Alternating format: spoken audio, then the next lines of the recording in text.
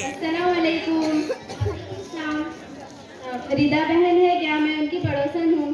हाँ, आइए अंदर।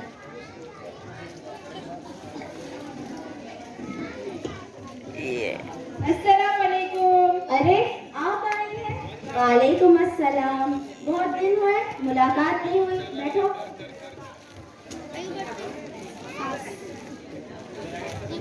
ये बहन कौन है? ये मेरी मेहमान बहन है, मुंबई से आई है और दीन के बारे में बहुत अच्छी मालूमात रखती है। आपका नाम? मेरा नाम आसिया है। अरे मैंने तो बातों बातों में खैरियत ही पूछना भूल गई। खैरियत से है? कहाँ की खैरियत, जी रही हूँ जैसे तैसे, वक्त पूरा करके इस दुनिया से जाना है बस। अरे आपा जान, अल्लाह ने आपको क्या कम किया है? शादो आबाद घर दिया है, बेटे की भी अच्छी नौकरी है और चांद जैसी खिदमत गुजार बहू है। और क्या चाहिए? खामोश रहो, मेरा मुंह ना खुलवाओ। कैसा बेटा कैसी बहू, इनको तो बूढ़े लोगों की जरूरतों का एहसास ही नहीं कि किस हाल में हैं, क्या खा रहे हैं, तबीयत कैसी है, किसी को फिक्र नहीं। हमको अपने लिए बोझ समझते और सोचते कि कैसे छुटकारा मिलना है इनसे। और बहू रानी का तो पूछो च नको। नवाबजादी की सुबह 9 बजे होती, ना नाश्ता ना घर की सफाई। लगता है इसको कुछ भी सिखाया नहीं गया। ये सारी बातें घर के बड़ों के सिखाने से आती। और क्या बताऊं बहन। अरे आपा, आपको कुछ गलत फहमी हो गई होगी। कैसी गलतफहमी? कोई गलतफहमी नहीं है। अब देखो मेरी बहन कब से आके बैठी है, ना चाय का ठिकाना है ना पानी का ठिकाना है। अर्शिफा, चाय लेना।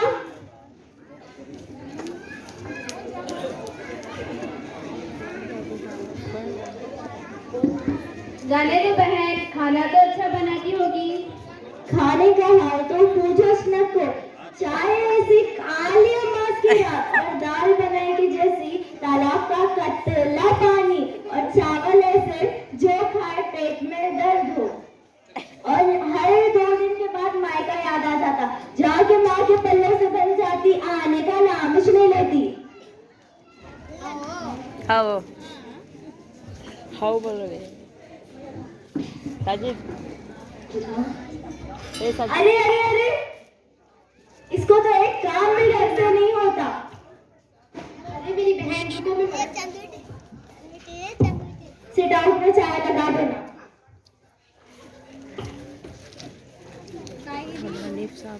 अरे आपा जान, आपकी बहू इतना काम करती है, आप कुछ बोलती क्यों नहीं? देख बहन, मैं बोल बोल के तंग आ चुकी हूँ। कुछ बोलना मुश्किल हो गया है। कुछ बोले तो मेरे शहजादे के पेश होने के बराबर पढ़ने लगते। इसके लिए खून में घुटा पी के खामोश रहना पड़ता। अरे मुकित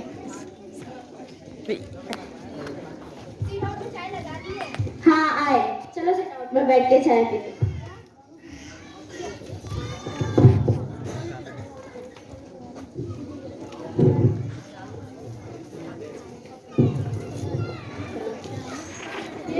ये थी सास और सास की पड़ोसन सहेली, जो दिल खोल कर अपने बहू की गीबत कर रही थी। अल्लाह माफ करे, बहुत बुरी हालत है।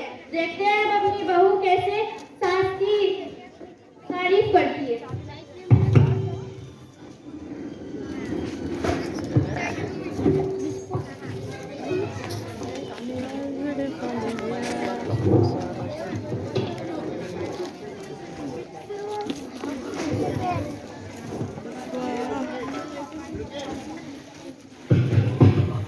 इसको हटाए इसको।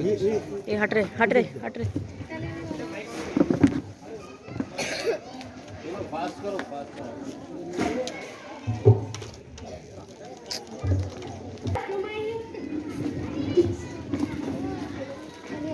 आइए बैठिए।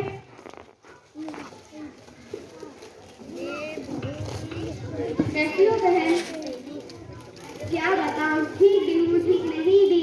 ये कैसी दरमियानी की बात कर रही हो? जब तक सास सर पर मुसल्लत है, जब तक चैन कहाँ? अर्शी शिफा, तुम कितनी खुशकिस्मत हो कि तुम्हारे सर पे सास का साया है। शिफा, क्या खुशकिस्मती की रट लगा रखी हो। भला वो भी कैसे चैन से रह सकता है जिसकी मेरी जैसी सास हो। एक बात पूछूं? हाँ पूछो।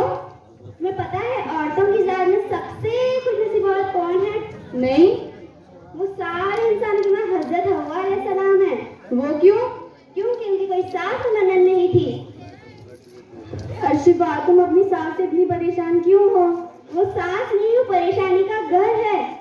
जब तक वो नाक चढ़ाए मुसल्लत रहती है। मैं खाना खाऊं तो परेशानी, मैं उठूं तो परेशानी, मैं बैठूं तो परेशानी, मैं सोऊं तो परेशानी, मैं कुछ बोलूं तो गुस्सा, मैं कुछ ना बोलूं तो मगरून। मेरे हर काम में टोकती रहती है। अब तुम ही बताओ मैं इसे क्या नाम दे सकती हूँ? अरे शिफा, ऐसा मत बोलो, वो तुमसे बहुत बड़ी है। आपने देखा ना वो अभी कैसे चिल्ला रही थी। मेरा तो चद्दर है दाद, छोड़ो, तुम अपना सुनाओ। मैं क्या बोलूं, मुझे तो जरा भी चैन नहीं। एक तलाकशुदा ननद है और उसके बच्चे, दिन रात खिदमत करनी पड़ती। मैं उसकी बांदी बन गई हूँ और उसके बच्चों के नखरे अलग।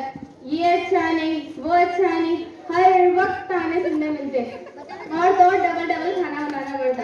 अभी मैं नाश्ता बनाने में थी, अभी मेरा नाश्ता बनाना खत्म भी नहीं होता, ननद और उसके बच्चे सारा बना बनाया खाना खत्म कर चुके होते। अरे मेरी बहन, खिदमत करना तो बहुत अच्छी बात है। अरे बातों बातों में तुम्हें पूछना ही भूल गई, ये कौन है? ये आसिया आंटी है, मुंबई से आई है।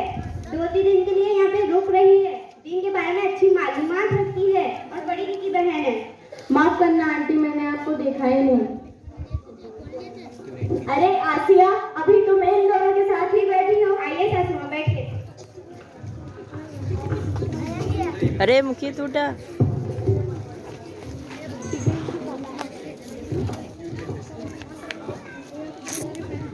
मैं सुबह से घर में हूँ, एक बात देख रही हूँ, हमारी जुबान पर दूसरों की शिकवे शिकायत, दूसरों की गिबत बहुत ज्यादा हुई है। जुबान के गुनाह को हम कसरत से कर रहे हैं। अल्लाह ही हमें माफ फरमाए। हम लोगों की तो बहुत बुरी आदत हुई है, जहाँ 2-4 जमा नहीं हो गई कि दूसरों की गिबत हमारी तबीयत का हिस्सा बन गई है। वही इस वक्त को गुजारने के लिए हम गिबत करना शुरू कर देते हैं। अल्लाह से डरो। हुज़ूर सल्लल्लाहु अलैहि वसल्लम ने फरमाया है, आदमी को नाक के बल या उसके मुंह के बल उसकी ज़बान ही गिराएगी। करे सुबह रिदा और उसकी पड़ोसन की बातों पर मैंने गौर किया। अब तुम लोगों की बातों पर मैं गौर कर रही थी। ये सब गीबत है। गिबत क्यों होगी? हम तो हकीकत ही कह रहे थे, कुछ गलत थोड़ी ना कहा। हाँ। अरे मेरी बहन, सुनो तो सही। गिबत कहते ही है किसी की पीठ पीछे उसकी अरे बुराई मुकीत। करना। अगर तुम ऐसी बात कह रहे हो जो उसमें नहीं है तो उसे बहुतान कहते हैं। दोनों ही सूरतों में गुनाह नाज़िल है। कुरान मजीद में फरमाया है, वला यग़तब बअज़ुकुम बअज़ा अययुहिब्बु अहदुकुम अन यअकुल लहमा फकरिहतु फत्तकुल्लाह। क्या तुम में से अपने मुर्दा भाई का गोश्त खाना पसंद है? क्या तुम में से घिन नहीं आएगी? अल्लाह से डरो। हुज़ूर सल्लल्लाहु अलैहि वसल्लम ने फरमाया है, उसका आदमी को नाक के बल या उसके मुंह के बल जुबान गिराएगी और ये उसकी जुबान ही गिराएगी। ये गुनाह देखने में मामूली लगता है पर इसमें लज्जत बहुत है और अगर किसी को इसकी लत लग गई तो इसकी आखिरत की बर्बादी में कोई शक नहीं। हमारी आखिरत बर्बाद क्यों होगी? क्योंकि अगर तुम किसी के पीठ पीछे उसकी गिबत करोगे तो कयामत के दिन हमारे नेकियां उससे दी जाएगी और हमारे नाम से नेकियां खाली हो जाएगी। हाँ, अगर उसका हक बाकी रहा तो उसके गुनाह हम पर लद दिए जाएंगे और हमारे नाम से नेकियां खाली हो जाएगी। मेरी बहन, मुझे तुम्हारी बातें सुन के ये एहसास हुआ कि मैं कितनी बड़ी गलती में मुब्तला थी और गिबत को टाइम पास, वक्त गुजारे का जरिया समझती थी। मैं आपसे वादा करती हूँ कि आइंदा कभी किसी की पीठ पीछे कोई बुराई नहीं करूँगी। आसिया आंटी, अल्लाह आपको जज़ाए खैर दे। आपने हमारी आंखें खोल दी। हमें तो पता ही नहीं था कि ये भी एक गुनाह है। मैं वादा करती हूँ मैं आइंदा से कभी किसी की पीठ पीछे बुराई नहीं करूँगी। पर हमने तो बहुत लोगों की पीठ पीछे बहुत बुरा भला कहा है। अब हम क्या करें? सबसे पहले अल्लाह से माफी मांगो, फिर उससे माफी मांगो जिसकी तुमने गीबत की थी। सासू माँ, मुझे माफ कर दीजिए। हाँ, माफ किया। माफ करना। जज़ाकल्लाहु